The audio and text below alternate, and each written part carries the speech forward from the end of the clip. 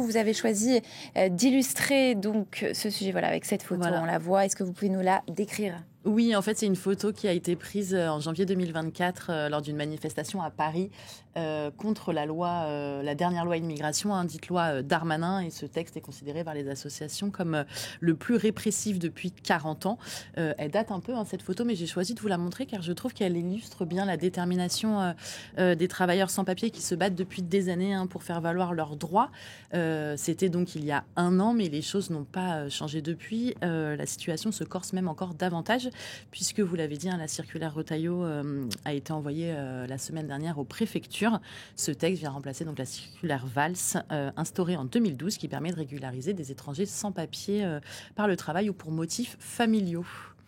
Et que contient cette nouvelle circulaire? Alors, la circulaire Retailleau, comme la précédente, régit entre autres les critères qui permettent d'offrir à titre exceptionnel une carte de séjour aux travailleurs étrangers en situation irrégulière. Mais le nouveau texte durcit considérablement ces conditions d'octroi. Alors, concrètement, qu'est-ce que ça change? On le voit derrière moi. Il y a d'abord des choses pas très contraignantes et qui témoignent d'un respect de la République, comme les faits que les demandeurs de ce titre de séjour devront signer un contrat d'engagement du respect des principes républicains, comme l'égalité homme-femme, la laïcité ou la liberté d'expression. Mais il y a deux véritables obstacles aussi. Premièrement, les travailleurs sans papier devront désormais justifier d'au moins 7 ans de présence en France contre 5 ou 3 auparavant.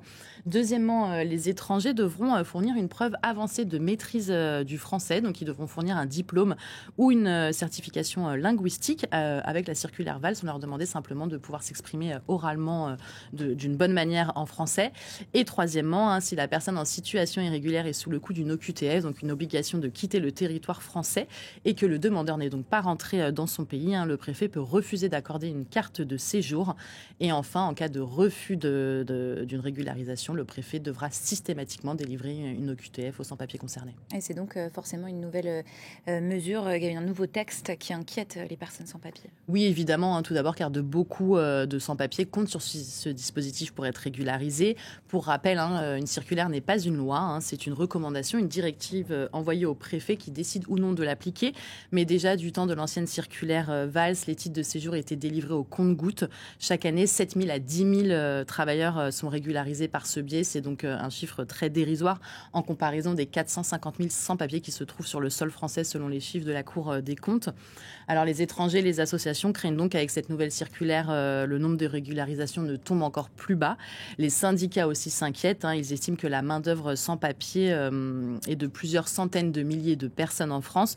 Juste pour vous donner une idée, en Île-de-France, on estime que les étrangers représentent 40 à 62% des travailleurs dans les secteurs de l'aide à domicile, du bâtiment, de l'hôtellerie, restauration ou encore du nettoyage. Donc le principal point de crispation, il porte sur l'allongement de la durée de présence demandée en France.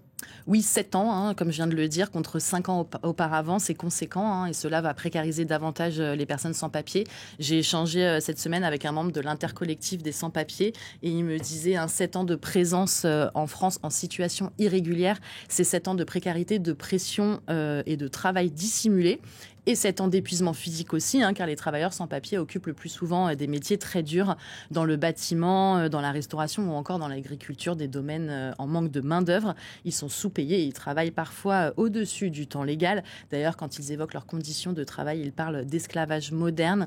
Alors, ces dernières années, plusieurs mouvements de grève ont eu lieu pour réclamer de meilleures conditions de travail et des régularisations. En octobre 2023, on avait compté environ 600 travailleurs sans papier qui avaient lancé une grève simultanée dans une trentaine d'entreprises de la région parisienne. Alors, on l'a bien compris, cette circulaire, elle est dénoncée par les associations et par les sans-papiers. Mais ce qui est plus étonnant, c'est que les patrons, eux aussi, la dénoncent. Oui, dès vendredi dernier, soit le lendemain de l'annonce de cette circulaire, la principale organisation professionnelle dans l'hôtellerie et la restauration, l'UMI, a demandé à rencontrer le ministre de l'Intérieur. L'UMI veut expliquer à Bruno Retailleau, je cite, la réalité de l'emploi dans le secteur, donc il y a un secteur qui peine à recruter et qui veut embaucher plus facilement cette main-d'œuvre étrangère. Les patrons disent en fait avoir de plus en plus de mal à régulariser leurs salariés et ils craignent que ça devienne quasi impossible avec ce nouveau texte. Et toujours à propos d'immigration, le Premier ministre François Bayrou semble donc s'aligner sur les positions très fermes de son ministre de l'Intérieur. François Bayrou qui a évoqué lundi soir sur LCI un sentiment de submersion face à, je cite, face à l'immigration en France. Oui, cette déclaration a vivement fait réagir dans la classe politique et notamment à gauche et au Parti socialiste, mais même dans son propre camp, hein, le malaise est palpable. La présidente de l'Assemblée générale, hein, qui je rappelle est membre du parti présidentiel, s'est dit gênée par ses propos. Alors face au tollé, François Bayrou a bien essayé de se rattraper le lendemain en affirmant qu'il parlait spécifiquement de la situation à Mayotte et dans certains départements, mais il ne rétropédale pas pour autant, hein. Alors il est vrai que Mayotte est confrontée à une immigration importante, mais c'est un petit territoire. Et quand on parle d'immigration, il faut prendre les chiffres dans leur globalité, nous disait encore hier à Info Migrants le chercheur François Errand. Et ces chiffres dans leur globalité, alors que disent-ils? Eh bien, ils disent que les étrangers restent toujours minoritaires en France.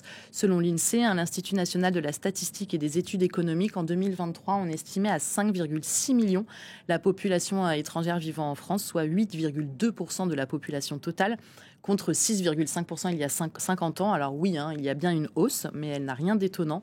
Elle se constate dans tous les pays développés et c'est à mettre en corrélation à la population, à l'augmentation de la population mondiale. Alors les propos, en plus d'être faux, hein, ont choqué car ils reprennent la sémantique du Rassemblement national. Et d'ailleurs, le vice-président du RN, hein, Sébastien Chenu, s'est félicité d'avoir gagné la bataille idéologique.